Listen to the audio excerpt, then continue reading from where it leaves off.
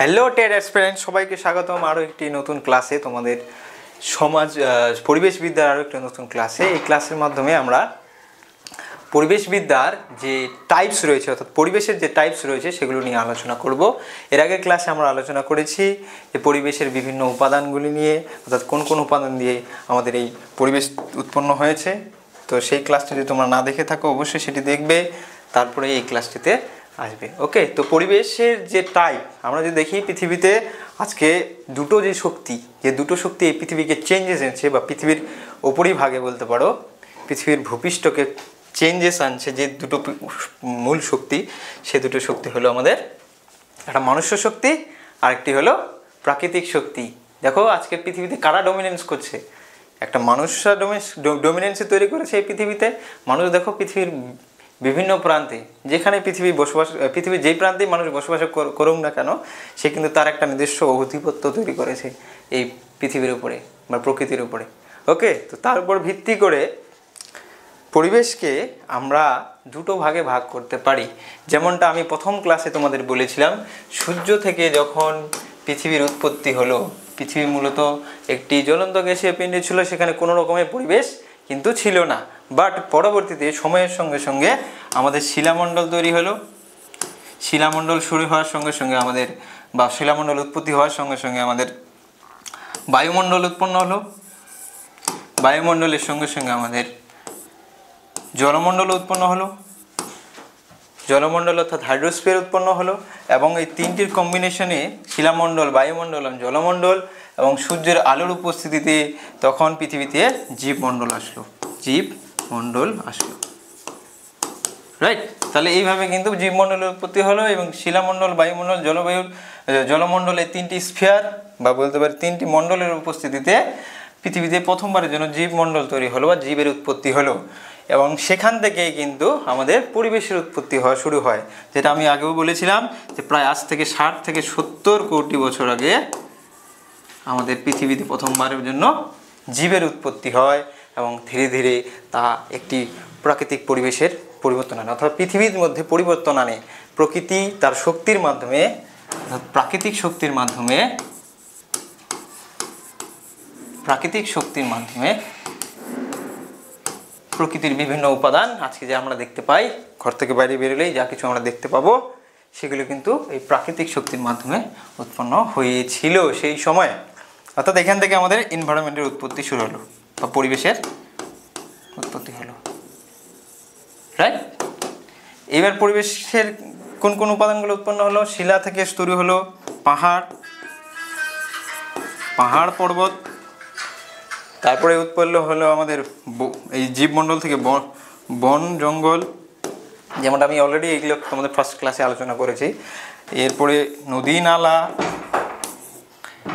নালা, রাইট? এগুলো কিন্তু উৎপন্ন হলো। তাহলে প্রকৃতির মধ্যে বেঁচে থাকা প্রত্যেকটি উপাদান, অর্থাৎ আমরা যদি ঘর থেকে বাইরে বেরোই, যেগুলো আমাদের চোখে পড়বে, পাহাড় পর্বত, বন, নদ নদী, তোমাদের হলো বিভিন্ন জীব, এর মধ্যে মানুষও চলে আসে। মানুষও এই প্রকৃতিরই দ্বারা সৃষ্ট। মানুষ বা অন্যান্য প্রাণী, যত প্রাণী রয়েছে, বাঘ, ছাগল, গরু, হাতি যা রয়েছে, সব কিন্তু প্রাকৃতিক শক্তি বা প্রাকৃতিক শক্তির দ্বারা উৎপাদিত।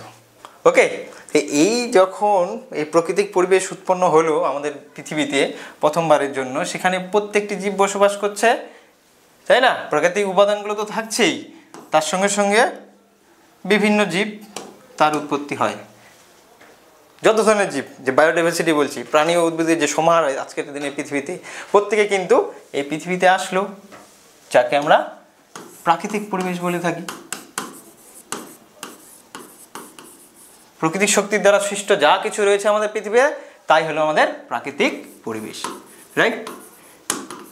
এবারে আমি বলেছিলাম তোমাদেরকে, এই প্রাকৃতিক শক্তি বা প্রাকৃতিক উপাদানগুলি যেগুলো রয়েছে আমাদের, এই উপাদানগুলিকে মানুষ, যেহেতু মানুষ এই পৃথিবীর একমাত্র জীব যার মধ্যে ইন্টেলিজেন্স পাওয়ার রয়েছে এবং স্কিল রয়েছে, তাই তিনি বা এই মানুষগুলি অন্যান্য জীবের তুলনায়, প্রত্যেকটা জীব এখানে কী করছিল?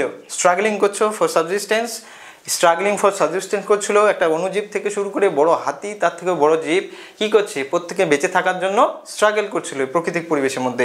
প্রত্যেকে একটা জীব আরেকটা জীবকে খেয়ে বেঁচে থাকছে, যেহেতু তাই এই যে এক জীব আরেক জীবের সঙ্গে লড়াই, বেঁচে থাকার যে লড়াই, একজন আরেকজনকে খেয়ে বেঁচে থাকবে, এর যে লড়াই, এই লড়াইয়ে কিন্তু অন্যান্য জীবের তুলনায় মানুষ তার ইন্টেলিজেন্স পাওয়ার থাকার কারণে সে অনেক বেশি উন্নতি করে ফেলে পৃথিবীতে। ওকে, যেমন হলো একটা এই স্ট্রাগলের মধ্যে দেখবে তোমার জিরাফ তার গলা লম্বা করে ফেলেছে, কারণ তাকে বেঁচে থাকতে হবে, তাই গাছের উঁচু পাতাগুলো খাওয়ার জন্য সে তার গলা লম্বা করে ফেললো। তো এইভাবে সবাই কিন্তু স্ট্রাগলিং করছিল, প্রত্যেকটা জীব এই প্রাকৃতিক পরিবেশের মধ্যে স্ট্রাগলিং করছিল।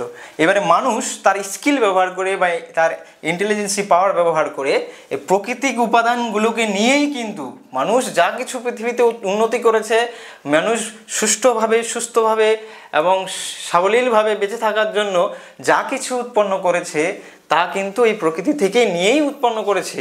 যেমন মানুষের এক সময় বাড়ি ছিল না, সে বাড়ি তৈরি করলো, কিসের জন্য? সুষ্ঠুভাবে বেঁচে থাকার জন্য। ঝড় জল বা অন্য পশুর আক্রমণে আমার যেন প্রাণ না চলে যায়, তার জন্য মানুষ বাড়ি তৈরি করলো। বাড়ি কিভাবে তৈরি করেছিল? বাড়ি তৈরি করার জন্য আমরা জানি যে কি লাগে, আমাদের মাটি লাগে, আমাদের সিমেন্ট লাগে, আমাদের বালি লাগে। এগুলো কোথার থেকে আমরা পাই? আমাদের ইট লাগে। এগুলো কোথার থেকে পাই? আমরা শিলামণ্ডলেরই অংশ। শিলার মধ্যে যে মিনারেলস থাকে, জিপসাম যাকে আমরা বলি, সেই জিপসাম থেকে কিন্তু সিমেন্ট তৈরি হয়। আমাদের এই মাটি থেকেই শিলা খণ্ডিত হতে হয়ে তো মাটি হয়, মাটিগুলো ইউজ করেই কিন্তু মানুষ ইট তৈরি করলো, এই শিলায় টুকরো টুকরো হয়ে বালি তৈরি হলো। ফলে আমাদের বাড়ি তৈরি করার যে উপাদানগুলো সেগুলো কিন্তু আমরা শিলামণ্ডল থেকেই পেলাম ম্যাক্সিমাম। এবারে সুস্থভাবে বেঁচে থাকার জন্য আমি যেমন বললাম, মানুষ ইন্টেলিজেন্স ইউজ করে কী করলো, মানুষ সুস্থভাবে বেঁচে থাকার জন্য, সুস্থভাবে আমাদের বেঁচে থাকলে কী হয়, অনেকেরই এমন হয় অ্যাस्थমা হয়, শ্বাসকষ্ট হয়। মানুষ কী করলো, অক্সিজেনকে কম্প্রেস করে নিয়ে সিলিন্ডারে ভরে দিল, এবং শ্বাসকষ্ট হলে সেই অক্সিজেন মাস্ক আমরা লাগিয়ে দিচ্ছি। ইজিলি একটা মানুষ 2-3 দিন আরামসে বেঁচে থাকতে পারছে বা তার শ্বাসকষ্ট কমে যাচ্ছে, তাই না? তাহলে মানুষ তার স্বাস্থ্যের জন্য হসপিটাল তৈরি করলো। বায়ুর উপাদানগুলোকে ইউজ করে, যেমন বায়ুটা বললাম শুধু অক্সিজেনকে নিয়ে মানুষ কি করলো, কম্প্রেস করলো, একটা সিলিন্ডারের মধ্যে ভরলো। কারো যদি শ্বাসকষ্ট হয় সেটা ইউজ করতে পারছে। মানুষ বেঁচে থাকার জন্য এই যে লড়াইয়ে অনেক কিছু পরিবেশ থেকে নিয়ে সে কিন্তু এই পরিবেশের সেই উপাদানগুলোকে ব্যবহার করে সুস্থভাবে বেঁচে থাকতে লাগলো। তিনি জল ব্যবহার করে কি করলেন, জল ব্যবহার করে পুকুর তৈরি করলো, পুকুরে যাতে মাছের যোগান দিতে পারি, পুকুর তৈরি করলো জল ব্যবহার করে। সেই জল ব্যবহার করে সে পরবর্তীতে, যেমন আমরা জানি বাড়ি তৈরি করতেও জল লাগে, তো এই জল ব্যবহার করলো। জীবমণ্ডল, যেমন আমরা বলছি, জীবমণ্ডলের জন্য ফার্ম খুললো, যাতে আমরা কি মুরগির যোগান সুষ্ঠুভাবে পাই, ছাগলের যোগান সুষ্ঠুভাবে পাই। তাই তিনি কি করলেন, ফার্ম করা শুরু করলেন, ফার্ম তৈরি করলেন। তার মধ্যে শাকসবজি যেন আমরা সুষ্ঠুভাবে পাই, যখন খাবারের প্রয়োজন তখন যেন পাই, তার জন্য কি করলো, মানুষ কৃষিকাজ শুরু করলো। যেমন হলো চালের যোগান সবসময় থাকার জন্য মানুষ কৃষিকাজ শুরু করলো। তারপরে তার নলেজ, আমরা কৃষিকাজ কিভাবে করলে সবচেয়ে বেশি ফলন পাওয়া যায়, এই যে নলেজটা তাকে তো পরবর্তী প্রজন্মকে জানাতে হবে বা শেখাতে হবে। তার জন্য মানুষ কি করলো, স্কুল খুললো। বা সোসাইটিতে আমরা কত ভালোভাবে বেঁচে থাকতে পারি সমাজে, তার বা কী নিয়ম মানা উচিত, কোনটা কোনটা খারাপ আমাদের সোসাইটির, সেই শিক্ষা দান করার জন্য মানুষ স্কুল, কলেজ, ইউনিভার্সিটি এগুলোর স্থাপন করলো। অর্থাৎ মানুষ নিজেরা এই পৃথিবীতে তাদের একটা নিজস্ব পরিবেশ তৈরি করলো, যেই পরিবেশকে বলছি আমরা মানুষের সৃষ্ট পরিবেশ বা মানুষের সামাজিক পরিবেশ। এবার যদি আমরা দেখি, এই পৃথিবীতে অন্যান্য জীবের তুলনায় কিন্তু মানুষ ডোমিনেন্সি তৈরি করেছে। অন্যান্য জীবকে আমরা ভাগিয়ে দিচ্ছি। কদিন আগে আমরা দেখলাম হায়দ্রাবাদের যে ইউনিভার্সিটি ছিল, সেই হায়দ্রাবাদ ইউনিভার্সিটিতে বন জঙ্গল কেটে যত হরিণ, বাঘ, হাতি তাদেরকে আমরা ভাগিয়ে দিচ্ছি। আমাদের ডোমিনেন্সি তৈরি হয়েছে বলে আমরা প্রকৃতির অন্যান্য উপাদানগুলোকে কী করছি, তাদের উপর ডোমিনেন্সি তৈরি করছি, তাদেরকে হাঁটিয়ে আমরা সেখানে আইটি হাব তৈরি করার চেষ্টা করছি, যেটা খুবই একটা নিন্দনীয় একটা কাজ মানুষের, সেটা করা কখনোই উচিত নয়। আমাদের একটা প্রাকৃতিক পরিবেশ তৈরি হতে কিন্তু কয়েক বছরের একটা দীর্ঘ সাধনা বলতে পারি আমরা। কয়েক বছর ধরে সেখানে, কয়েক শ বছর ধরে সেখানে গাছগুলি ছিল বলেই সেখানে একটা বন জঙ্গল তৈরি হয়েছে, সেখানে অন্যান্য প্রাণীগুলো ধীরে ধীরে তাদের পপুলেশন বৃদ্ধি করেছে বলেই একটা প্রাকৃতিক পরিবেশ সেখানে তৈরি হয়েছে। সেখানে গিয়েও মানুষ আজকে কি আইটি হাব তৈরি করার কথা ভাবছে, যেটা একদমই ভুল, আনইথিক্যাল কাজ। আমাদের প্রত্যেক মানুষকে আমাদের সামাজিক পরিবেশ তো আমাদের রয়েছে, তার ডেভেলপমেন্ট তো আমরা কন্টিনিউয়াসলি করে যাচ্ছি, কিন্তু এই প্রকৃতির ওপর যেভাবে আমরা প্রতিনিয়ত হ্যারাসমেন্ট করছি বা বলতে পারি বা ডিগ্রেডেট করছি যে পরিবেশকে, সেটার বিরুদ্ধে কিন্তু আমাদের এই শিক্ষিত সমাজকে এবং মানুষকে রুখে দাঁড়াতে হবে। ওকে, তো প্রাকৃতিক পরিবেশকেও আমাদের সমানভাবে গুরুত্ব দিতে হবে। তো প্রাকৃতিক পরিবেশ এবং সামাজিক পরিবেশ কিভাবে উৎপন্ন হলো তোমরা নিশ্চয়ই বুঝতে পেরেছো। মানুষ প্রাকৃতিক উপাদানগুলোকে ব্যবহার করেই তার যে নিজস্ব সমাজ তৈরি করলো, যেখানে নির্দিষ্ট একটা সিস্টেম চলছিল, যেখানে পলিটিক্যাল সিস্টেম রয়েছে, এডুকেশনাল সিস্টেম রয়েছে, যেখানে তোমাদের হলো ইকোনমিক সিস্টেম রয়েছে, সব সিস্টেমগুলো এই সমাজের মধ্যে তৈরি করছে একটা মানুষ আরেকটি মানুষের উপর নির্ভরশীল। প্রকৃতি যেমন দেখতে পাচ্ছি, একটি জীব আরেকটি জীবের উপর খাদ্যের জন্য নির্ভরশীল, বস্ত্রের জন্য নির্ভরশীল, বাসস্থানের জন্য নির্ভরশীল। যেমন বাঘ, তাকে বেঁচে থাকতে গেলে বনে থাকতে হবে, বন তাকে কি করছে, বাসস্থান প্রোভাইড করছে। ঠিক তেমনি মানুষ তার প্রয়োজনীয় সকল উপাদান পাওয়ার জন্য বা সুখে স্বাচ্ছন্দ্যে বসবাস করার জন্য একটি মানুষ কিন্তু আমাদেরকে অন্য একটি মানুষের উপর নির্ভরশীল হতেই হয়। অর্থাৎ এইভাবে একজন মানুষ যেমন আরেকজন মানুষের উপর নির্ভর করছে, যেমন আমি একজন শিক্ষক যদি হই তাহলে খাবার দাবারের জন্য আমাকে একজন কৃষকের উপর নির্ভরশীল হতে হয়। আমার প্রয়োজনীয় যে উপাদান, যেমন একটা বাইক আমি যদি চালাই তাহলে আমাকে তার জন্য একজন মেকানিক্সের উপর নির্ভরশীল হতে হবে, তাই না? তাহলে প্রাকৃতিক পরিবেশে যেমন একটা জীব আরেকটা জীবের উপর নির্ভরশীল, ইকোসিস্টেমের মাধ্যমে একটা সিস্টেমেটিক ওয়েতে তারা চলছে, ঠিক তেমনই আমাদের সমাজেও কিন্তু একটি মানুষ আরেকটি মানুষের উপর নির্ভরশীল। এই যে ইন্টার রিলেশন, একটা মানুষ আরেকটা পরিবেশের মধ্যে থাকা বা সমাজের মধ্যে থাকা অন্য একটি মানুষের মধ্যে ইন্টার রিলেশন তৈরি করছে, এই রেসিপ্রোকাল রিলেশন যাকে আমরা বলে থাকি, একে অপরের সাহায্য করছে, তার মাধ্যমে যে সমাজ তৈরি করছে তা আমাকে আমরা সামাজিক পরিবেশ বলছি। এই পরিবেশ কিন্তু সমস্তটাই আমাদের মনুষ্যসৃষ্ট পরিবেশ, তাই একে আমরা মনুষ্যসৃষ্ট পরিবেশ বা সামাজিক পরিবেশ বলছি। অন্যদিকে প্রাকৃতিক শক্তির দ্বারা গঠিত সমস্ত রকমের উপাদানগুলিকে আমরা বলছি প্রাকৃতিক পরিবেশ। তাহলে দেখতে পাচ্ছি আমরা পরিবেশের দুটো ভাগ, একটা প্রাকৃতিক পরিবেশ, অন্য একটি মানুষের সৃষ্ট পরিবেশ বা সামাজিক পরিবেশ। এই প্রকৃতি সৃষ্ট পরিবেশ যাকে আমরা বলছি তার আবার দুটো ভাগ রয়েছে, কারণ আমরা এর আগের দিনেই যে কম্পোনেন্টগুলো পড়েছিলাম পরিবেশের বা উপাদানগুলো পড়েছিলাম পরিবেশের, সেখানে আমরা দেখেছিলাম কোনো এই পরিবেশের মধ্যে থাকা যে উপাদানগুলো রয়েছে তা কেউ সজীব বা তাদের প্রাণ রয়েছে, আবার কিছু কিছু উপাদান রয়েছে যাদের কোনো কিন্তু প্রাণ নেই। ওকে, তাহলে যাদের প্রাণ রয়েছে তাদেরকে আমরা বলছি সজীব পরিবেশের উপাদান বা সজীব পরিবেশ, অর্থাৎ যেখানে প্রাণের সমাহার বেশি থাকবে যে পরিবেশে। যেমন একটা বনের কথা যদি বলি, একটা বনের মধ্যে কি জীবের সমাহার সবচেয়ে বেশি থাকে। এই যে অজৈব বা অজীব পরিবেশের যে উপাদানগুলো, যেখানে আমরা দেখতে পাবো জল, বায়ু, আমাদের মৃত্তিকা, শিলা, নদী, এগুলো পরিমাণ কোথায় একটা বনের মধ্যে কম থাকে, সেখানে গাছপালার পরিমাণ সবচেয়ে বেশি থাকে, সেখানে অন্যান্য প্রাণী বাঘ, হাতি, ছাগল, ঘোড়া, হরিণ এগুলোর পরিমাণ বেশি থাকে, তাই না? তাহলে সেই যে পরিবেশ তৈরি করছে একটা বন্য পরিবেশ, সেই পরিবেশটাকে আমরা বলবো সজীব পরিবেশ।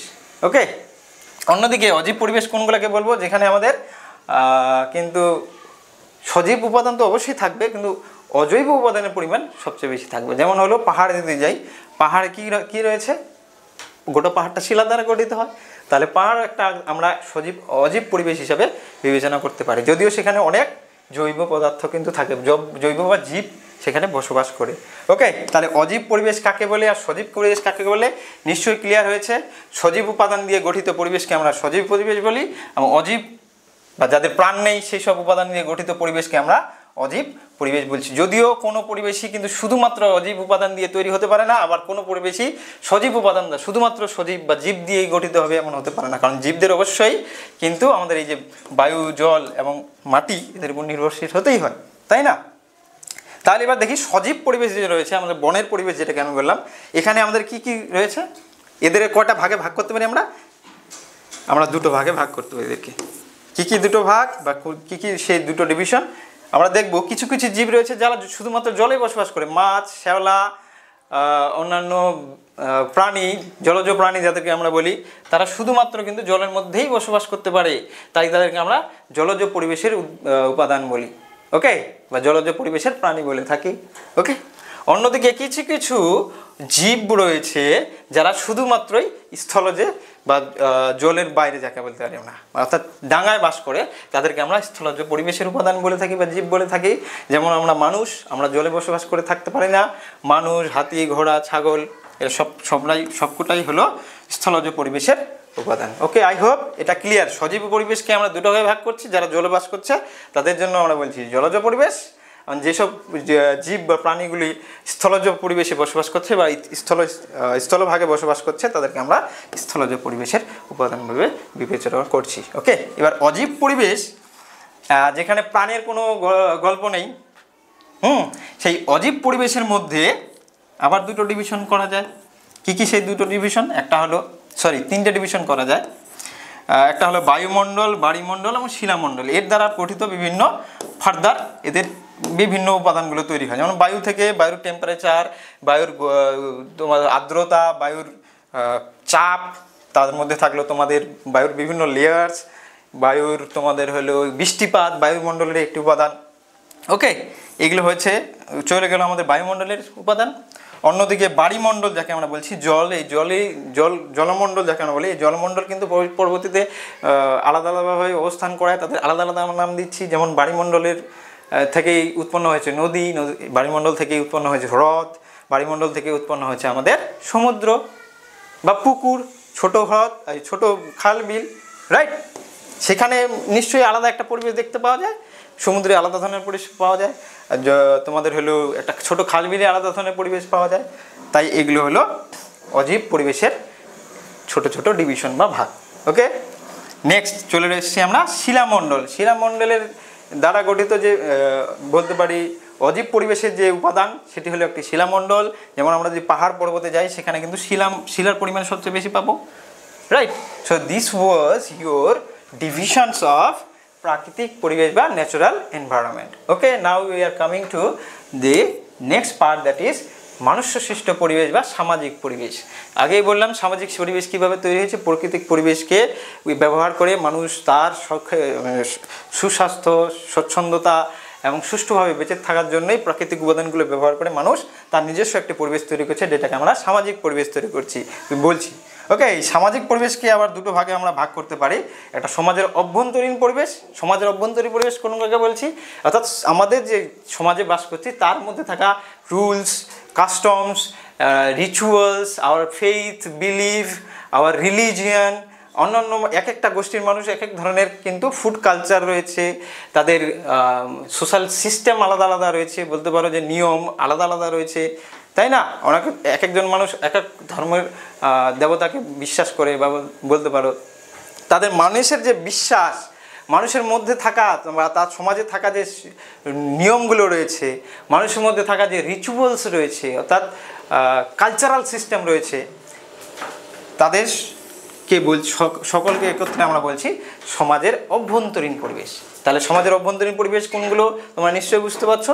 একটা সমাজ চালনা করার জন্য যে নিয়মগুলো প্রয়োজন, যে একটা মানুষ কখন ঘুম থেকে উঠবে, সে কী ধরনের খাবার খাবে, সে কী ধরনের বস্ত্র পরিধান করবে, এগুলো হয়ে গেল আমাদের সমাজের অভ্যন্তরীণ পরিবেশের উপাদান। অন্যদিকে সমাজের বহিরাবৃত্ত পরিবেশ কোনটাকে বলছি? সমাজের বহিরাবৃত্ত পরিবেশ বলতে আমরা সেইগুলো বিষয়কে বলছি। যেমন আমাদের স্কুল আছে, যেখানে আমরা এডুকেশন নিয়ে থাকি। সমাজের বাইরে রয়েছে আমাদের একটা মানুষের সঙ্গে অন্য মানুষের কেমন রিলেশন, বা বলতে পারি আমাদের যে অকুপেশনাল সিস্টেম, যে আমি একজন শিক্ষক, উনি একজন হলো তোমাদের কৃষক, আরেকজন রয়েছে ডক্টর, কেউ ইঞ্জিনিয়ার। এই যে সিস্টেমটা রয়েছে সমাজের বহিরাবৃত্ত পরিবেশ, তার আন্ডারে আসে, ওকে। তার আমরা নিশ্চয়ই বুঝতে পারছি প্রত্যেকটা সমাজের মধ্যে একটা নিয়ম আছে, নীতি আছে, বা তারা একটা নির্দিষ্ট বিশ্বাসের উপর বিলিভ করে, বা তাদের একটা নির্দিষ্ট কালচার রয়েছে, সেটাকে আমরা বলছি সমাজের অভ্যন্তরীণ পরিবেশ। আর সমাজে আমরা যা কিছু দেখতে পাচ্ছি, যে সোশ্যাল সিস্টেমে আমাদের চলছে, যেমন স্কুল, কলেজ বললাম, এখানে পলিটিক্যাল সিস্টেম রয়েছে, এখানে আমাদের এখানে থাকছে সোসাইটির মধ্যে যে অকুপেশনাল সিস্টেম, সব সিস্টেমগুলো কার মধ্যে আসছে? এই সমাজের বহিরাগত পরিবেশের মধ্যে আসছে, ওকে। আই হোপ তোমাদের এই বিষয়টি ক্লিয়ারলি বোঝা গেছে যে আমাদের যে পরিবেশ রয়েছে তার কত ধরনের কটি টাইপ বা ধরন এবং তাদের কী কী ডিভিশনস রয়েছে। থ্যাংক ইউ ভিডিওটি দেখার জন্য।